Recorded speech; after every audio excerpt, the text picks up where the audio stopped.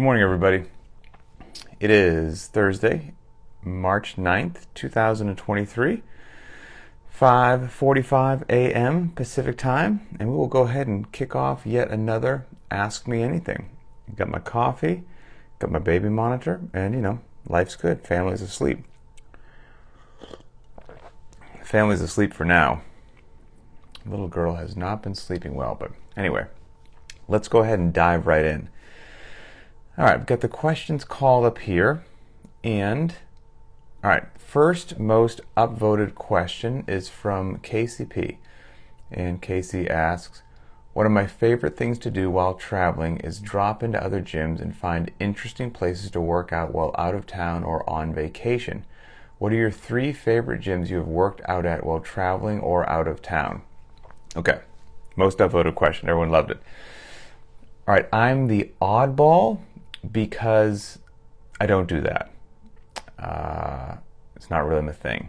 So if I'm traveling or on vacation and I'm staying in a hotel anyway that has a hotel gym that has dumbbells and that's about it, a treadmill maybe, I will undoubtedly work out in the hotel gym, period, end of story. Hopping in the car and working around a class time that somebody has going on, I don't know, it's just not, again, to each their own. It's just not how I like to roll. I'd much rather just, whenever it works out for me, just walk into the hotel gym. Just like whenever it works for me, I just walk into the garage gym and it's super convenient and that's that. So I literally never do that. But to answer your question in good faith, I can certainly have been to a tremendous amount of gyms, for level 1 seminars or just for whatever particular reason. And I would say that my favorites, in no particular order, some that have, maybe not favorites, but ones that rise to the top of my mind, was back in the day Rainier CrossFit, which was owned and is still owned by Curtis Bowler, and I believe it's the oldest CrossFit affiliate that's still around. And we used to do seminars at Curtis's gym, and it was a blast. And one of the reasons that I liked his gym so much, this is a long time ago too, let's say back in like 2007, Curtis has always loved strongman gear, workouts, implements, the whole 9 yards. So way before it was cool, Curtis was using and had all the cool strongman stuff in his gear, from yokes to big stones to farmer's carry things to you name it. He had it. And so whenever I would go there, it was just so fun to get to try different pieces of gear, play with all that stuff, and I always just thought it was a blast. So I always enjoyed Rainier CrossFit. And Curtis and his wife Lori are good people, and so that always made it fantastic as well. Okay, the next one that I always enjoyed going to was CrossFit Belltown in Seattle, which was owned and started for the longest time by Nadia Shatila. It's a fantastic gym, period, end of story. And it's since changed ownership since then, and I haven't been there since then. But CrossFit Belltown was in Seattle, still is in Seattle.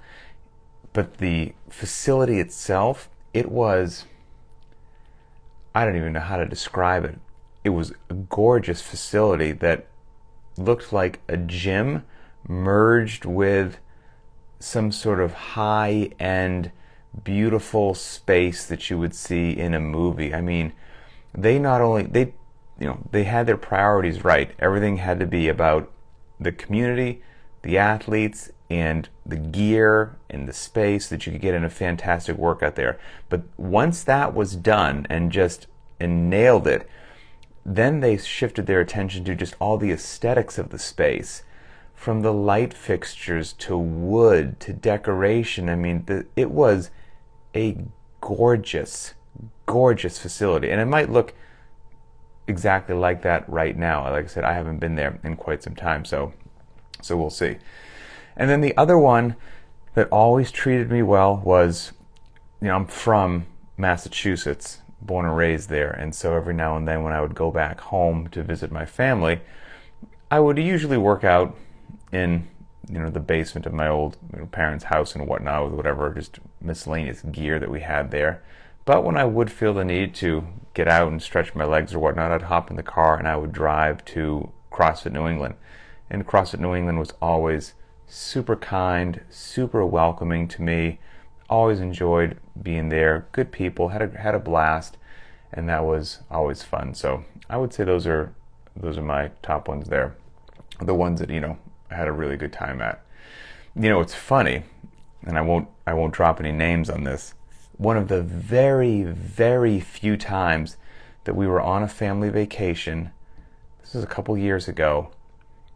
I want to say we were in Oregon, but I can't remember, but I'm pretty sure that we were in Oregon. We're in a family vacation, and we were traveling with Emily's parents as well. And one day they were like, hey, we'll take the kids if you guys want to run off and do something. And so we're like, oh, well, we'll actually go get in a good workout if that's the case. So we looked up the local CrossFit gym in the area and randomly dropped into it.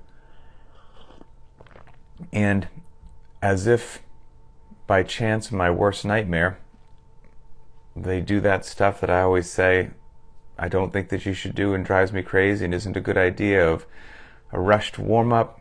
Let's do a strength lift every single solitary day, but you didn't really have the time to warm up to really lift heavy, so that's a bad idea. And then we're going to try to do 4 sets of whatever it is, really heavy, but then we have to do this 22-minute workout after that, so you can't really take 3 to 4 minutes rest between those heavy lifts, which you weren't warmed up to do anyway. We didn't, I wasn't going to be the weirdo that was like, hey, I think this is a terrible idea and I don't think this is how you should do business. So we were polite, thankful, the whole 9 yards, just, went along with, whatever the coach and was happening there. We just were wonderful participants. And shocking, Emily, my wife, tweaked her back during that rushed heavy lift session. Hasn't tweaked her back lifting heavy in forever, but I was like, So, long story short, I enjoy working out in the hotel gym with some dumbbells. All right, so next most upvoted question. Let's see. Okay. From Tank K. What are your favorite fitness/sports movies that aren't CrossFit documentaries? Okay. I don't watch a ton because, again, I'm an oddball and I'm not really a big sports fanatic, but I have seen some that have captured my attention I enjoy, and so I'll share those with you right now. The one that leaps into my mind I watched a long time ago, and it was whoever does those 30 for 30s, ESPN, right? ESPN 30 for 30 on Bo Jackson. I don't care if you're into sports or not, into football or not, into baseball or not. If you can find that 30 for 30 on Bo Jackson, it is absolutely unbelievable. I mean, I knew that he was a beast and a freak and a one-of-a-kind human being anyway, but watching that documentary, man, it just, as I've said before, all of us are created equal, and all of us, should have the same wonderful opportunities presented to us. That's what we should have. We all should have the same rights and all of those wonderful things and freedoms. But are we all created equal with regards to our genetic potential for athleticism? No. No, we were not, by an absolute landslide. And if there was ever any question about that, you watch something like that 30 for 30 documentary on Bo Jackson, you're like, okay, gotcha. He is different. There are some people walking around this earth that were just born with different stuff. And those are the people that we watch on TV and make hundreds of millions of dollars. Just kind of, it is what it is. Now, if you get somebody, I've said this before, whether it's in CrossFit, the NFL, or whatever, you get people that go to the games or go to the NFL or do whatever based upon genetic freak potential. And that's amazing. Then if you get somebody that has that genetic freak potential, and then on top of that, they actually have it between the ears, they're disciplined, they're dedicated, they have work ethic, now you've got a superstar that you're probably not going to touch. And so anyway, phenomenal documentary. Check that out. And then I also really enjoyed recently that documentary. Was called The Last Dance or something like that. It was about Micheal Jordan's career. My boys are absolute basketball fanatics, and so they very much wanted to enjoy that and watch that. And Micheal Jordan was the man, whether you're into basketball or not, during my generation growing up, so I looked forward to watching it anyway. But that was a really fantastic multiple-part documentary, and it was just about... What I really enjoyed about that was, again, it was a great documentary not only in his accomplishments, but how he was a lunatic and a psychopath, and not in a, murderous, burn the town down sort of a way, but meaning if you're going to be the absolute undisputed best at something, you're probably not living a balanced life. You are maniacally, astonishingly, crazily driven. And that laser sharp, all-encompassing focus is going to mean that you exclude a lot of things or burn a lot of bridges because all you care about is this one thing, no matter what the cost. And so I really enjoyed the documentary from that more of a psychological side of it as well. And I wasn't shocked, quite frankly, to learn that that's how he thought or how he rolled, because I just don't see how you could accomplish what he did living a balanced life. That wouldn't make any sense to me. But I thought that was a fantastic one as well. This is one I would highly recommend. The Barkley Marathon. The Barkley Marathon, I think it's on Netflix. There's a documentary about it. That's the name of the race. The name of the movie or documentary might be something else. But I Googled it this morning so I could just read you what the Barkley Marathon is. It says the Barkley Marathon is an ultra-marathon trail race held each year in Frozen Head State Park in Morgan County, Tennessee. The course varies from year to year, but it consists of 5 loops, each of which is 20 miles, so that the course is 100 miles total. Some racers claim that it's longer, etc., etc. Anyway, that's what the race is, but the actual chaos and demands and how challenging and gritty and miserable that race are, that was on a whole nother level. It was really, I thought, a fascinating documentary, so I would recommend the Barkley Marathon as well. And then the last thing that I'll say is, and this is something which has hooked me recently, on Netflix, they have the Drive to Survive series about Formula One, F1. I was never into racing, any sort of racing my whole life. Stock car, NASCAR, Indy 500, it didn't matter. And then a few years ago, somehow, I don't know if I was bored or whatever, but I watched one episode of that Drive to Survive, season 1, about F1 racing, of which I knew nothing. And I don't know, I was instantaneously hooked, instantaneously. And so however many seasons there are now, I've watched them all. And the most recent one, I just had the opportunity to watch it, and I just finished it like last week. Absolutely love it. Love it, love it, love it. I would love to chat with an F1 racer, just talk to them about how they roll, their mindset, the whole 9 yards. I mean, talk about a high-stakes, life or death, razor's edge, zero mistakes, cutthroat sport where there's nowhere to hide. I mean, you're in the front of the pack or the back of the pack. You earn points, you don't. And there's somebody looking to take your seat.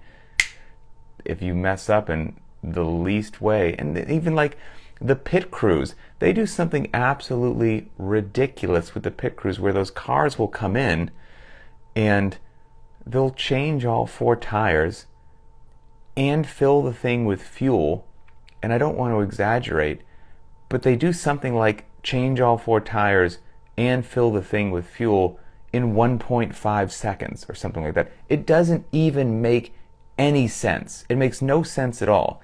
And so the pressure that those poor people are that are just changing the tire, because if you mess around with a tire and screw that up, instead of taking 1.5 seconds, it takes 2.2, you probably just lost your job that day. Like it's a crazy sport with huge money involved. Huge money. And they go all over the world to beautiful locations. So anyway, that one has absolutely captured my attention, and I already can't wait until next year's season comes out. So that's that. Okay. Let's see. Okay. A couple more here. So, James W. says that I've mentioned that I'm an avid nonfiction reader. Be interesting if you could review books whenever you finish them. Yep, I could certainly do that. I'll tell you what, I will give a request right now to everybody out there watching and listening. I'm in the market for a new book, and there's a bunch of people watching that'll listen to this, so I'll tell you what, leave in the comments. I'm looking for a good book about the Egyptian pyramids. I want to learn more about the Egyptian pyramids. The whole, the real story, the whole 9 yards, not only how they're absolutely engineering marvels at the time at which they were done, but obviously they were constructed by human beings who were probably not treated well or had a good life, and so there's probably some horrors associated with that. I want to get some book that is the whole story from start to finish, more about the Egyptian pyramids. So if anybody knows a book like that, post it in the comments there and I'll check it out. Thank you. Okay. Let's see. Okay, here we go. Final most upvoted question. This is from Alexis H.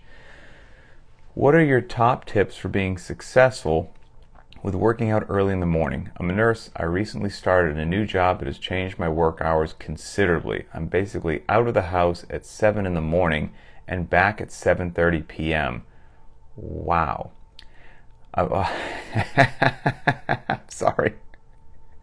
I'm just looking at the comments here, and I see Rick has left a little emoji there because I just asked for a book about the pyramids, and Rick left a little emoji there with an alien face. So I'm sure there's some interesting theories out there as well. Okay, back on track. So Alexis is working from 7 in the morning. She leaves the house and gets back at 7:30 p.m. Yikes. I've always been able to work out around 4 in the afternoon, and this is when I feel the best exercising. This new schedule won't allow for that as often as I prefer. I have an awesome garage gym setup, and I've been laying out or sleeping in my workout clothes to minimize my efforts. However, I'm really struggling to get up and go straight to my garage and work out. I feel super motivated the night before, and then the alarm goes off at 05:15 and the wheels fall off. Yes, you are a human being, and it's not fun. It's not fun to get up at that hour, period, but to get up at that hour in the morning, the alarm goes off at 5:15 in the morning, and you not only have to get up, but you have to get up and do a physical exertion. Yeah, that's a different deal. Okay, so I'm assuming that you're not working 7 days a week, because it says you prefer to work out at 4 in the afternoon, and this new schedule won't allow you to do that as often as you prefer. So obviously, I don't know how many days a week you're working. I'm gonna just throw out, 3 or 4 days a week at that crazy schedule that you have. So that means 3 or 4 days a week you don't have to deal with that schedule. So the first thing that I would do is, as part of the private track in the BTWB app, you can look forward in the week and see what the upcoming week's workouts are. So I would check that out. Now, obviously, I lay the workouts out in a very intentional manner based upon what we've done the day before, what we're doing today, what we're doing the next day, giving you just enough strain, just enough recovery, the whole 9 yards. That's the ideal situation, right? Okay. Life doesn't care about the ideal situation. So if that's out the window, now we just need to make the best decisions we can so that we're still getting in some good workouts here, because it is what it is. So I would look through the week, and for me personally, and maybe this is different for you, one of the things that I would struggle with the most, getting up first thing in the morning, 5 in the morning, going out into a cold garage and working out, is a heavy day, like a 7x1 back squat or something like that. The weights feel extra heavy. It feels just tougher to get below parallel and get warmed up at that hour, the whole 9 yards. So if I looked at the week, I would try to move that day to one of my non-work days, one of those days you don't have the crazy schedule and you can work out at the time that you prefer at about 4 in the afternoon, and that workout would probably go better there. And if there are other workouts that fall into that domain of something that just, this is going to be a particularly tough one for me personally to do in the morning, shift that one there as well. And and try to take a look at the general movement patterns. We try to give a lot of education in these videos of below parallel overhead, pulling from the ground, the loading, the whole 9 yards, so you're not stacking up a below parallel day next to a below parallel day, for example, or a pull from the ground and a pull from the ground, all that good stuff there. And if you have 3 days a week, let's say, I don't know if you're working 3 or 4 days a week at that crazy schedule, but let's say it's 4 and you only have 3 days that you're not, I would make those 3 days that you're not dealing with that crazy work schedule, those are going to be 3 days that you're working out in your garage. And now, if you're working out 5 times a week, you only have to put 2 workout days during your crazy days, those other 4 days where you're getting up or out the door at 7 a.m. and back at 7:30 p.m. And so now you only need to deal with that twice. So that would be the very first thing that I would do. I would shift that around. And if that increases your compliance and your consistency, great, fantastic. And if you're going to work out those 3 days in a row that you're not at the gym, and then you've got those 4 days that you are working, maybe the 2 days in the middle are workout days back to back, so that you have rest days on either side. And I don't know if you've got a cold garage or garage heater. Some people can get up in the morning and just walk right out there, and sleep is a wonderful thing, but maybe you need to give yourself an extra 15 minutes, which I know that sucks to say because the last thing you want to do is get less sleep. But if just walking right up, springing out of bed and walking into the garage isn't working, then maybe get up 15 minutes earlier, have a cup of coffee, sit in your warm living room, maybe sit down on the floor with that cup of coffee, roll around a little bit, stretch a little bit, sit in the bottom of squat, sip the coffee a little bit, and give yourself 15 minutes to kind of let your central nervous system and your body wake up a little bit, feel good, get some caffeine in you, then walk into the gym, into the garage gym, and get it going there. That might help as well. I've also, when things like that have had to happen, done some of my warm-up inside. So depending upon what you have in the garage, maybe you could bring a pair of dumbbells or a kettlebell, or you only need even a single dumbbell or a single kettlebell into your house in the morning, the night before, into the living room, so it's nice and warm. And then in the morning, you might be able to perform the majority of your warm-up in your house, quietly, in your living room or whatnot, sipping coffee. Get your body feeling as good as possible. Again, I know that you feel better in the afternoon, as do I, but get it feeling as good as possible. Then walk out into the garage and go ahead and start the workout and get that done. But do as much stuff as you can inside. That might be a good thing to do it as well. The other thing that I would say is give yourself some grace. So I'm right there with you. If you said, hey, for the next 2 months, Pat, you have to work out at 5 a.m. And then for the 2 months after that, you can work out at 4 in the afternoon. And we're just going to compare the data. I can tell you right now how the data would look if we did all the exact same workouts, okay? 2 months of identical training. All my lifts would be better during the 2-month period that I hit them at 4 in the afternoon. All my workouts would be faster on the 2-month period that I hit them at 4 in the afternoon. It is what it is. So I should not take that to mean that the 2 months where I did it at 5 a.m. was meaningless, worthless, and now my fitness is backsliding. It's just not the case.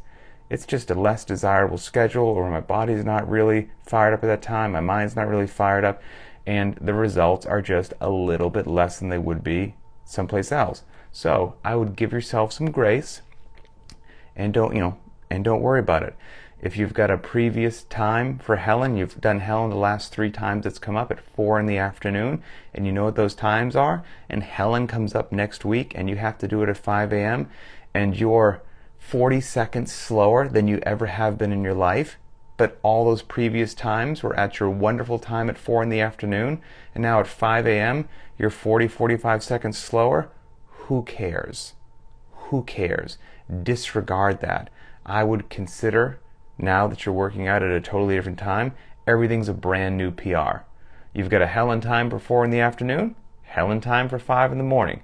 You've got a 7x1 back squat that you used to do at 4 in the afternoon, you've got a 7x1 back squat at 5 a.m. and those are different metrics. And I would take all of that pressure off yourself and do whatever you have to do to just get the workouts in. And, don't be afraid to have a whole bunch of moderate intensity days if right off the bat, burning it down just doesn't feel good. So that's that. Hopefully that is helpful, but it's going to take a whole lot of discipline. I mean, let's also not beat around the bush, right? It's going to be a choice. It's not going to be a fun choice, but that's why, sadly, a huge majority of the world is in terrible shape because they make different choices. So you're going to have to make that choice, the choice of discipline, to get up at a time that's not a fun time to get up and get out there and go ahead and get it done. And certainly feel free to lean on the community and we'll help you make that happen to the best of our ability. So that's that. As I always say, well, not as I always say, but we've got the challenge coming up this month for March. Every month we're doing one of the Linchpin tests as a challenge, making our way through all 14 of them. And this is month number 7. I can't believe that we're halfway through. And so test 7 it's a heavy barbell, 205 pounds for men, 145 for women. It is 4 rounds for time of 4 power cleans, 4 front squats, 4 shoulder overhead. Nasty, heavy. And I guess if it's a wheelhouse for you, it's short and sharp. And for, regular humans, it's a bit of a longer grind because it's heavy. But that's coming up. Let's see, today is Thursday the 9th. I believe registration is going to open on Monday. Let me tap my calendar open. Yeah, Monday the 13th, registration should open. I'll post about that. I'll make a video specifically about the Test 7 challenge with all the information. And then the window to actually submit your scores is going to be Friday through Monday. So Friday, March 17th through Monday the 20th. But I'll put all that in the video. There's a really cool shirt that we came up with. I should be getting one here in the mail shortly to check the quality of it. So I'll show that to everybody. And we'll have a blast. And of course there'll be a scaled version, a dumbbell version, and a wildcard version, and all that good stuff. So, all right, everybody. Thanks for being awesome. Have a great day. It's a rest day. I fully intend on being as lazy as humanly possible. And we'll talk later.